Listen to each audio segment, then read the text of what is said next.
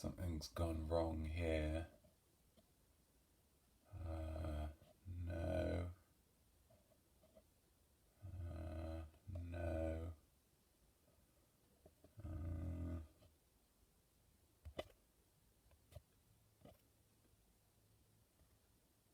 There's nothing. Okay, that's better. Gosh. What an awkward and upsetting start. Thanks, Facebook. Gosh. I am Notme. I am Art. And I am with you. Here, right now, live on the 29th of September 2019. Woo! Hey guys, what a week it's been.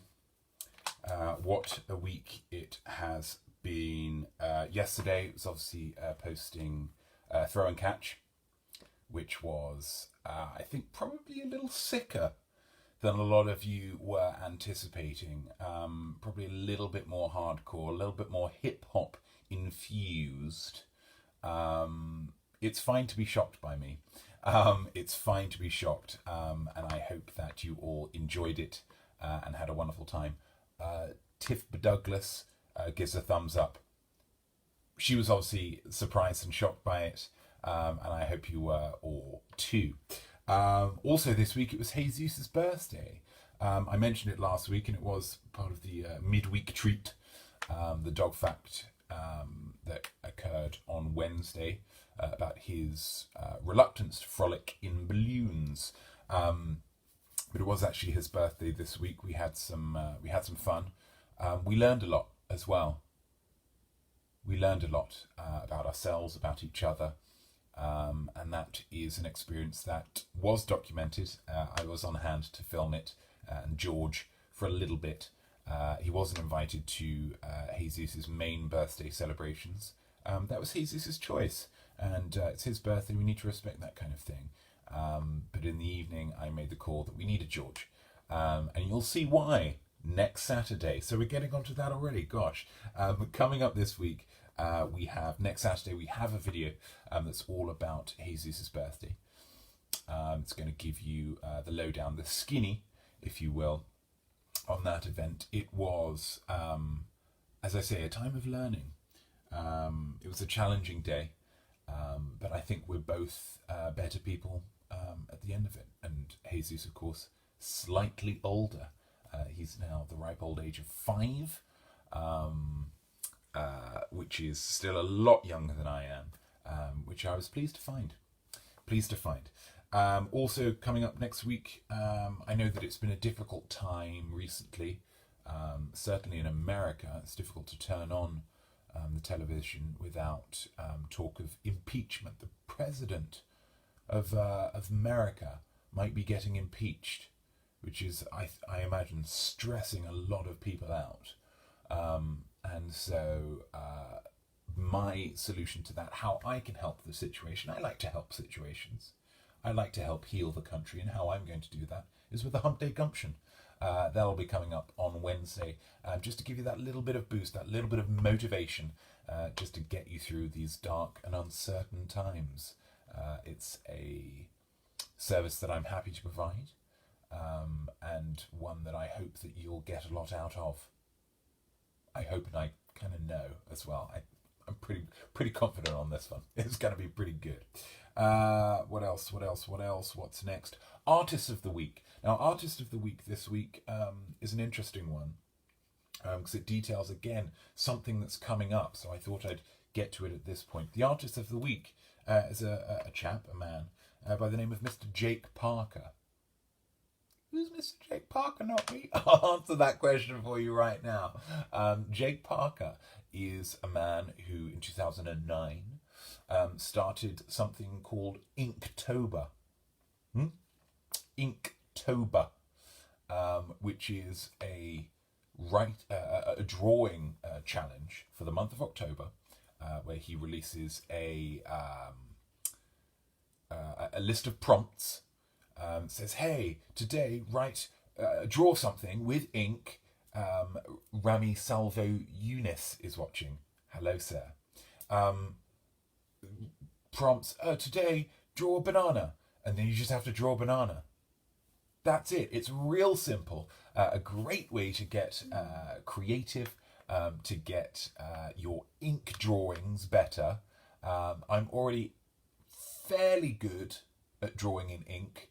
I often don't have the patience to draw in pencil first. I just dive in. I just get right in there and have a lot of fun with my ink. I'll probably be using Sharpies for a lot of it.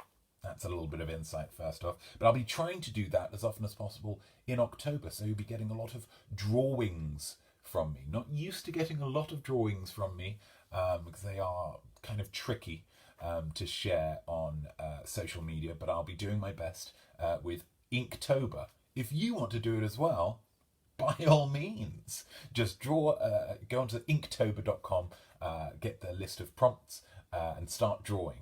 And then we can be drawing together. And you know what they say? Those who draw together are kind of friends. Q&A. Are there any questions from Rami Salvo Yunus? I don't think is watching anymore. Too real for him. Tiff Douglas, I think, is watching. No questions so far, so that's fine. So I have a prepared question. It's from Peter Aguiar. Peter Aguiar last week posted a question, and I thought, yeah, I'm going to get to this one because it's a good one. It's the first question that we've got that's asking for advice, and that's something that I think I can do very well. I live a very happy life, which means that I can give advice to people living less happier lives. Peter asks, why are pizza delivery men avoiding my house? Is it because of my vibrant singing voice? Do you have this problem? Asking for a friend. Now this is slightly confusing, Peter, because you say asking for a friend, but then the majority of the question you are actually asking in first person. So what I'm unsure about is whether you have adopted the first person on behalf of your friend, and when you say my house, you're actually referring to your friend's house, or it could be that your friend is just concerned that pizza delivery men are avoiding your, Peter's, house. It's confusing. It's easier for me to assume the latter, so that's what I'll do. I assume pizza delivery men are avoiding your house. I had a little brainstorm session with this one, Peter. I wrote down a couple of ideas. Option 1, they are intimidated. Perhaps the pizza delivery men in your area are all aspiring singers themselves, and they think, gosh, Peter's singing real good here. This is something that I wasn't necessarily expecting, and my self-esteem can't take this hit.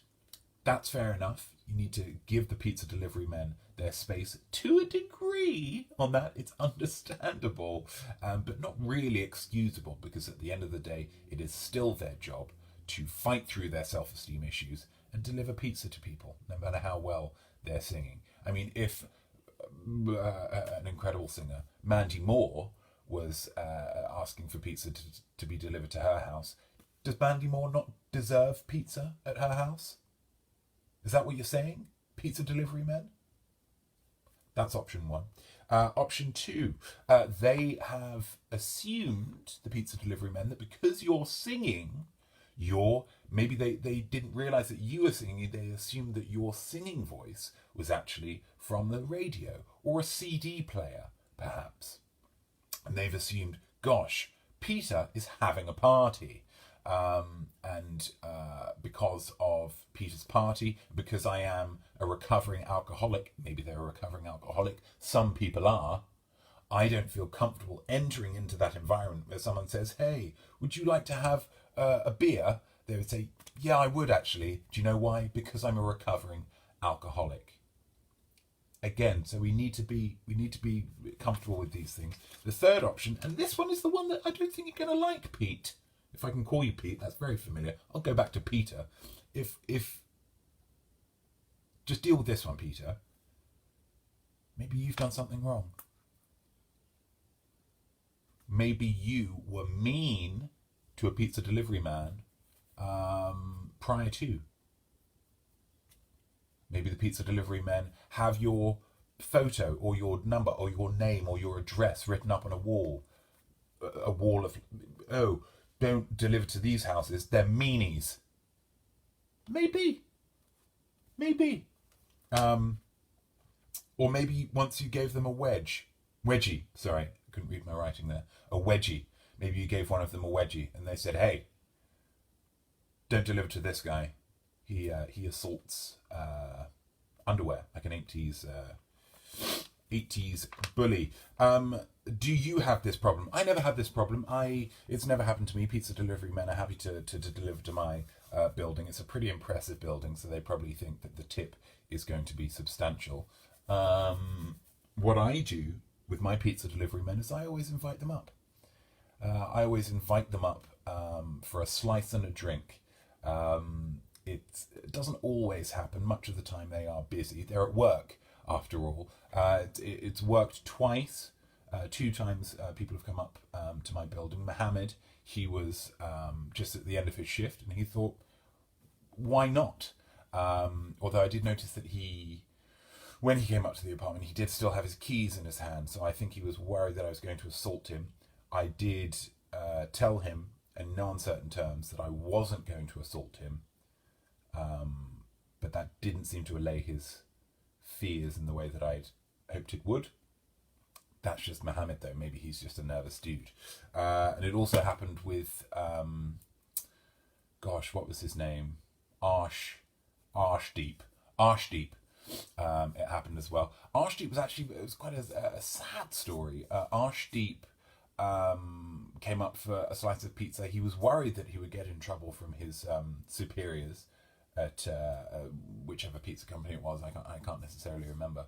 But Arshdeep actually just wanted to come up because he was very hungry. He was a rather poor chap, didn't have a huge amount of extraneous funds, and so he just came up because he was desperately in need of some food. And I thought, do you know what, Arshdeep? I'm a storyteller. That's what I do a lot of the time with my arts. First A, what? Then B, oh, you're kidding me. Then C, that's the story that I'll tell. And Arshdeep, with his story of hardship, with his story of sadness and poverty, he really touched me.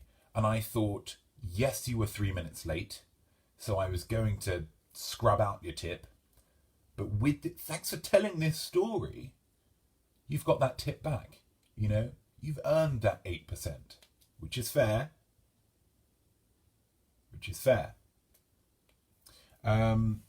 So yeah, it doesn't happen to me.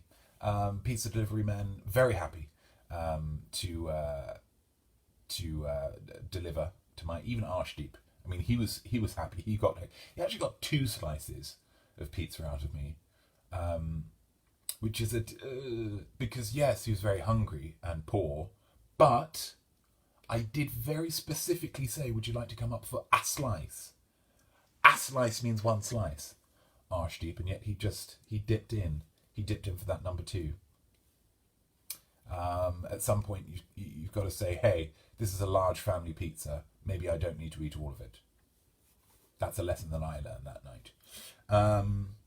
So that's everything. Oh, Tiff Douglas has asked a question as well. I need advice on what I should do with my Sunday. What's the most artful way to spend a Sunday? Wow, that's a great question.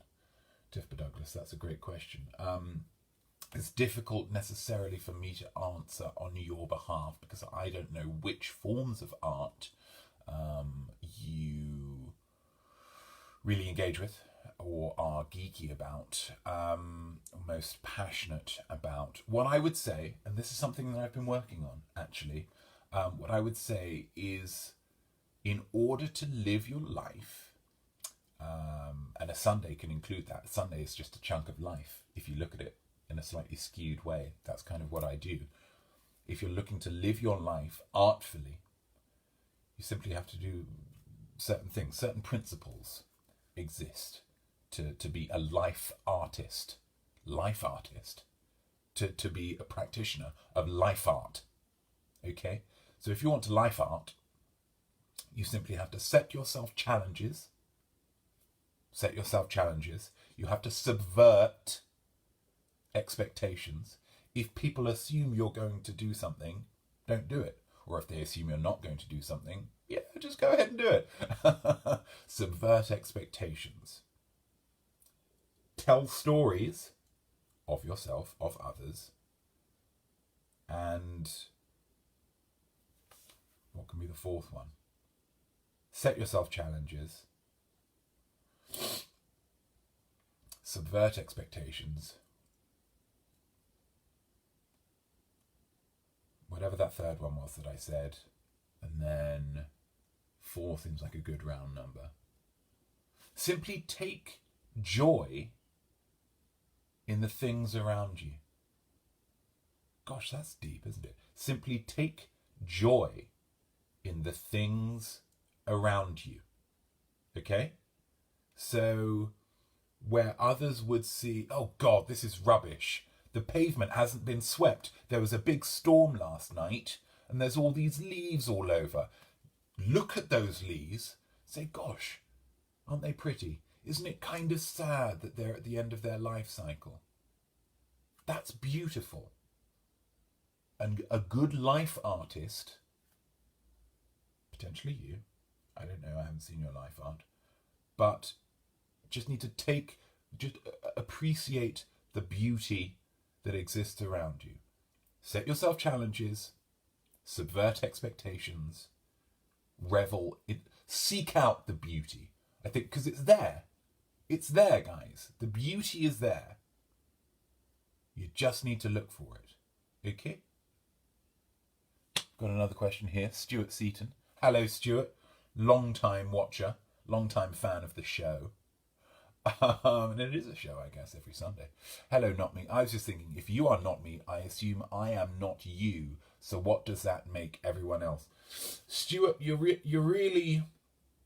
a life artist.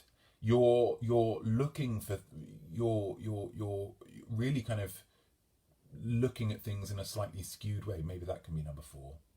Maybe that can be number 4. I'm going to write these down. Maybe chisel them in some granite, because it really seems like these should be life advice things that people should have. The philosophy of life art. If you want a life art, you life art. If I am not me, that's true. You are not you.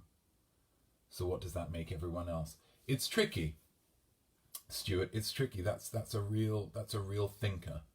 That's a real thinker. And Emma Seaton says it's provocative. It is provocative. I assume I'm not me, so does that make everyone else? Everyone else, I believe everyone has that spirit. Again, if you're practicing life art, then you have a little bit of not me inside you. You can be not you. I mean, that's just a name. I would advise maybe looking into the hashtag situation. That's something that I didn't really do prior to naming myself not me. I just kind of, I wanted a name, I wanted a pseudonym, a non-dart, if you will, that was like me, but not. So that's when I went with not me. I mean, I couldn't really have gone into the hashtags of the situation at that point. I was a teenager, and when I was a teenager, hashtags weren't really a thing. So it's just an unfortunate thing that later on so many other people have adopted the not me moniker, including, most damaging, I think Russell Simmons, when he was accused of sexual impropriety as part of the Me Too movement, and he just responded with the hashtag not me, which they say there's no such thing as bad publicity. It wasn't great. It wasn't great. Luckily, the quality of my art has managed to push through that, and I've come out all right on the other side. The not me movement didn't crush me. I'm one of the survivors. Emma Seaton, I have a question. Do you wear trousers in these live videos? Emma, that is real cheeky. That's a cheeky question, and I'm not sure I should answer that. In so many forms of art, the real crux of it, the real power, comes not from what you can see, but from what you can't see. So you think, oh, the Mona Lisa, she's sitting there. Is she wearing slippers? We'll never know. Is she wearing clogs? Converse high tops? Could be all kinds of shoes going on over there. Some kind of real, like, patent leather high heel thing. Maybe. Gosh. What do you wear trousers in? No, I'm not going to answer that. That's something that's going to have to be left to your imagination. Wink. And I think that's a very cheeky and very positive way to finish this. This has been a great Q&A session, guys. Thank you so much to Tiff Douglas, Emma Seaton, and Stuart. Really appreciate you spending this time with me, spending your Sunday with me, asking these questions, getting engaged, having fun, just practicing life art. What did we say they were? Subvert expectations, set yourself challenges. So Tiff Douglas, maybe you can set yourself a challenge. How much TV can I watch today? Do you know what I mean? Some people would say, that's not a challenge, that's just really easy. But how do you factor in toilet breaks? What if you get bored watching the program? Are you able to move to, Stuart Red Hot Chili Pepper Sock? Absolutely. I mean, we can all just throw out random collections of words. That's absolutely fine. So setting yourself challenges, subverting expectations, and looking for beauty. Life art, guys. Gosh, this has been pretty deep. I might have to have a Scotch egg and a lie down after this. It's only the blinking morning, isn't it? I am not me. I am art. And I am declaring that Not Me's update for the 29th of September 2019 over. See you next week, guys.